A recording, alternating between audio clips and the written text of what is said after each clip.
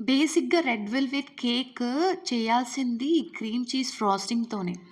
కానీ ఈ రోజుల్లో ఎవరు అలా చేయట్లేదు. విప్పింగ్ క్రీమ్‌తో చేసిస్తున్నారు. ఎందుకంటే అది బడ్జెట్‌లో తక్కువైపోతుంది. ప్లస్ ఈజీ అనేసి. కానీ ట్రస్ట్ మీ ఒక్కసారి ఈ క్రీమ్ చీజ్ ఫ్రాస్టింగ్‌తో మీరు రెడ్ వెల్వెట్ కేక్ చేసి చూడండి. అస్సలు వదలరు ఇంకా ఆ టేస్ట్‌ని. నా కస్టమర్స్ కూడా ఈ కేక్‌ని టేస్ట్ చేసిన వాళ్ళు చాలా మంచి రివ్యూస్ ఇచ్చారు. ఇంతవరకు ఇలాంటి కేక్ మేమెక్కడా తినలేదు అనేసి. సో, ఈ రెసిపీని మీతో షేర్ చేసుకోవడానికి ఈ వీడియో తీయడం జరిగింది.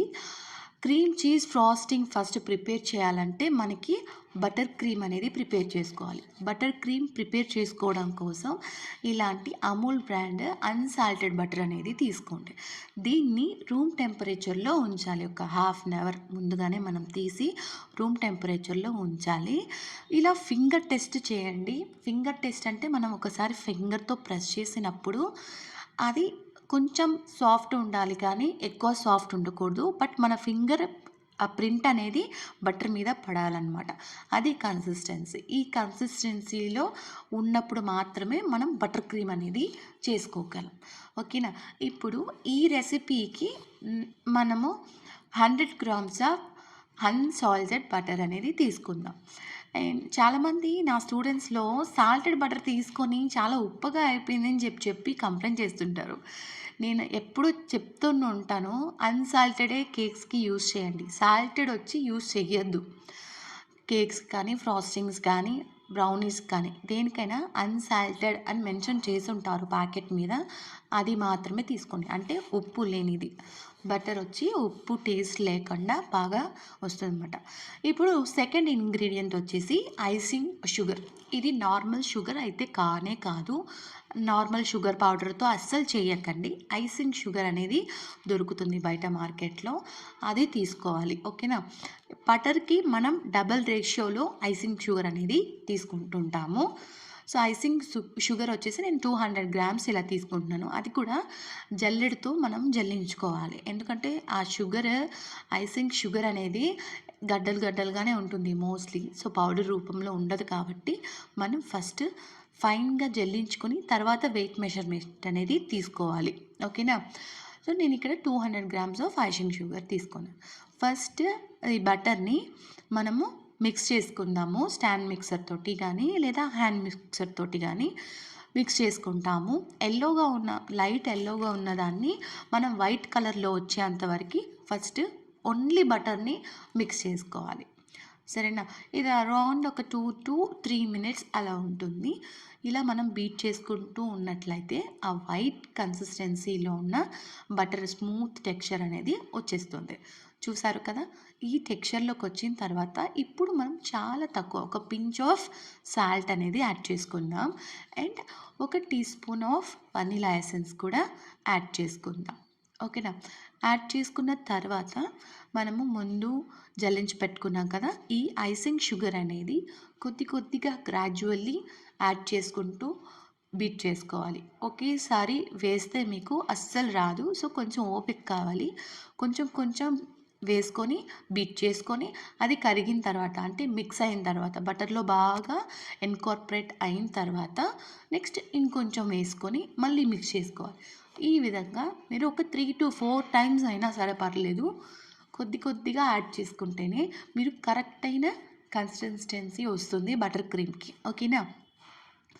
సో, ఈ విధంగా యాడ్ చేసుకుంటూ మధ్యలో బౌల్‌ని కూడా స్క్రాప్ చేసుకోవడం మర్చిపోకండి. అంటే స్ప్లిట్టేజ్ అయి ఉంటుంది కదా! అదంతా కూడా మనకి బటర్‌లోకి మిక్స్ అవ్వాలనమాట. నా యూట్యూబ్ స్టూడెంట్స్ లిస్ట్‌లో మీరు కూడా జాయిన్ అవ్వాలి అనుకుంటే సబ్స్క్రైబ్ చేసుకొని మన వీడియోస్‌ని ఫస్ట్ నుంచి ఎపిసోడ్ వైస్ చూస్తూ, లైక్ చేస్తూ యాక్టివ్‌గా ఉండండి. మీకేమైనా డౌట్స్ వచ్చినా కామెంట్ సెక్షన్‌లో అడగొచ్చు. లైవ్ సెషన్‌లో కూడా పార్టిసిపేట్ చేస్తూ ఉండండి. ఇలా చేస్తూ ఉంటూ మీరు కేక్స్ నేర్చుకున్నటివి నాకు ఫొటోస్ ఇన్‌స్టాగ్రామ్‌కి పంపించినట్లయితే ఆ ఫొటోస్ అన్నీ కూడా నేను చూసి మీకు ఎలిజిబుల్ అయిన వెంటనే కేక్ కోర్స్ సర్టిఫికేట్ అనేది ఇవ్వడం జరుగుతుంది. ఇది అందరికీ చెప్తున్నాను నేను. ఫ్రీగా నా యూట్యూబ్‌లో క్లాసెస్ చెప్తున్నాను కాబట్టి అవి చూసి మీరందరూ నేర్చుకొని మంచిగా హోమ్ బేకరీ బిజినెస్ అనేది స్టార్ట్ చేసుకోవాలన్న ఉద్దేశంతో చెప్తున్నాననమాట. అండ్ ఇప్పుడు మనం చేస్తున్న ఈ బటర్ క్రీమ్ అనేది ఏదైతే ఉందో, నార్మల్‌గా బయట మనకి షాప్స్‌లో దొరుకుతుంది కదా! డాల్డా క్రీమ్ అంటారు, వనస్పతి క్రీమ్ అంటారు. బయట బేకరీలో ఉంటుంది కదా! అంటే రూమ్ టెంపరేచర్‌లో పెట్టినా కూడా కరగకుండా ఉంటుంది కదా! అలాంటి క్రీమ్ ప్రిపేర్ చేసుకోవాలి అంటే, అన్సాల్టెడ్ బటర్ మనం యూజ్ చేస్తాం కదా! ఇప్పుడు దానికి బదులుగా మీరు డాల్డా యూజ్ చేస్తే సేమ్ ప్రాసెస్ ఫాలో చేస్తే మీకు ఆ క్రీమ్ కూడా వచ్చేస్తుంది.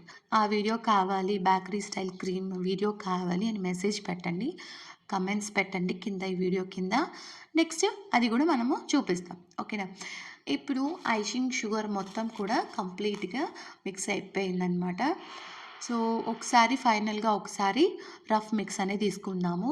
కన్సిస్టెన్సీ ఎలా ఉండాలంటే, మనం క్రీమ్‌ని ఒక రవ్వ చేత్తో ఇలా పట్టుకొని తీస్తున్నట్లయితే మనకి స్మూత్ ఫినిషింగ్ రావాలి. అక్కడక్కడ లైట్‌గా కొంచెం గరుగ్గా ఉన్నా పర్వాలేదు. లైట్‌గా ఉండాలి. అక్కడక్కడ 1, 2 అలా కనిపించాలి. ఈ ఫ్రాస్టింగ్ కూడా విప్పింగ్ క్రీమ్ లాగానే బయట రూమ్ టెంపరేచర్‌లో ఎక్కువ సేపు ఉండదు. సో, స్టాండ్ బై లాగానే ఉంటుంది. అంటే కొంచేపటికి అది మెల్టింగ్ స్టేజ్ అనేది స్టార్ట్ అయిపోతుంది కాబట్టి, ఒక 1 అవర్ అట్లయితే మేనేజ్ చేయొచ్చు బయట రూమ్ టెంపరేచర్‌లో. ఓకేనా? చూసారా ఎంత సిల్కీ స్మూత్‌గా ఉందో? ఈ కన్సిస్టెన్సీ వచ్చే వరకి మీరు కొద్దిగా ఐసింగ్ షుగర్ యాడ్ చేసుకుంటూ, మిక్స్ చేసుకుంటూ ఉండాలి. అప్పుడే కరెక్ట్ అయిన టేస్ట్ అనేది దొరుకుతుంది. ఇప్పుడు ఈ బటర్ క్రీమ్ ఫ్రాస్టింగ్ అయితే రెడీ అయిపోయింది. దీన్ని మీరు ఏ కేక్స్‌లో అయినా ఇలానే వాడేయొచ్చనమాట. బేసిక్‌గా ఈ క్రీమ్ ఎప్పుడు కూడా రేపు మనం కేక్ చేస్తామనుకుంటే ముందు రోజు అలా చేసి పెట్టుకోండి బెటరు. అప్పటికప్పుడు చేసి మీరు కేక్స్ మీద స్ప్రెడ్ చేయాలంటే కొంచెం టఫ్‌గా ఉంటుంది. సో, ముందు రోజే ప్రిపేర్ చేసుకొని క్లింగ్ ర్యాప్‌తో చుట్టేసి మీరు ఫ్రిడ్జ్‌లో స్టోర్ చేసుకున్నట్లయితే నెక్స్ట్ బయటకి తీసిన తర్వాత ఒకసారి మిక్స్ చేసుకొని అప్లై చేసేసుకోవడమే. అండ్ స్టోరేజ్ విషయానికొస్తే ఇది అన్సాల్టెడ్ బటర్ ఎంతవరకు వ్యాలిడిటీ ఉందో, అంటే ఎన్ని నెలలు వ్యాలిడిటీ ఉందో అన్ని నెలల వరకు ఉంటుంది.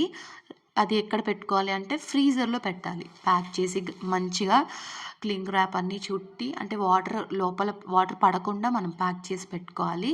క్లింగ్ ర్యాప్ చుట్టి అలా కంటైనర్‌లో పెట్టినట్లయితే మీరు ఎన్ని నెలలైనా ఇది పాడవకుండా ఫ్రీజర్‌లో పెట్టుకోవచ్చు. ఇప్పుడు మనం ఈ ఫ్రాస్టింగ్‌లో ఈ బటర్ క్రీమ్ ఫ్రాస్టింగ్ ఏదైతే ఉందో ఇందులో క్రీమ్ చీజ్ అనేది మిక్స్ చేసుకుంటాం.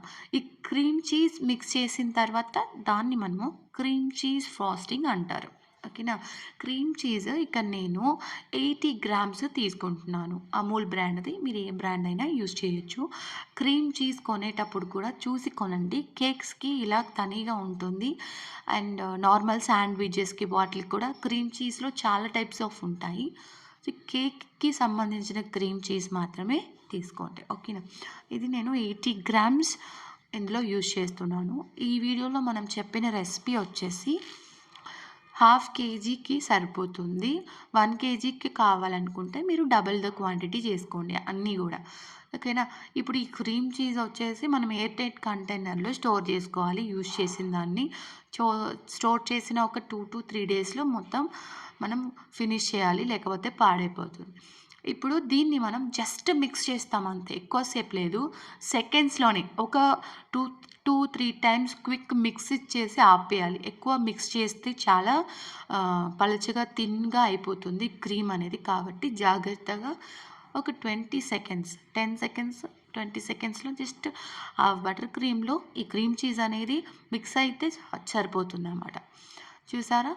ఇంకా కొంచెం స్మూత్ అనేది యాడ్ అవుతుంది. మనము ఈ క్రీమ్ చీజ్ యాడ్ చేసిన తర్వాత లిటరల్లీ దీని టేస్ట్ అయితే అల్టిమేట్ ఉంటది. మీరు ట్రై చేసి కామెంట్స్‌లో చెప్పండి మీ రివ్యూస్ ఎలా ఉందో. ఈ ఫ్రాస్టింగ్ యూజ్ చేసి మనం నెక్స్ట్ రెడ్ వెల్వెట్ కేక్ అనేది ఎలా ప్రిపేర్ చేసుకుందామని నెక్స్ట్ వీడియోలో చూద్దాం. దాంట్లో క్రీమ్ చీజ్ ఫ్లఫీ క్రీమ్ అనేది ఎలా ప్రిపేర్ చేసుకోవాలో చూపిస్తాను. వన్స్ చీజ్ మిక్స్ చేసిన తర్వాత ఈ క్రీమ్ చీజ్ ఫ్రాస్టింగ్ అయితే వితిన్ 1 వీక్‌లోను మీరు యూజ్ చేయాలి. 1 వీక్ తర్వాత ఇదైతే పనికిరాదనమాట. సో, ఇదండి క్రీమ్ చీజ్ ఫ్రాస్టింగ్ గురించి. ఈ వీడియోలో కొత్త విషయం తెలుసుకున్నట్లు ఫీల్ అయితే ఒక చిన్న లైక్ ఇస్తూ మన ఛానల్‌కి సపోర్ట్ చేయండి. మళ్ళీ కలుద్దాం. అంతవరకు టాటా బాయ్.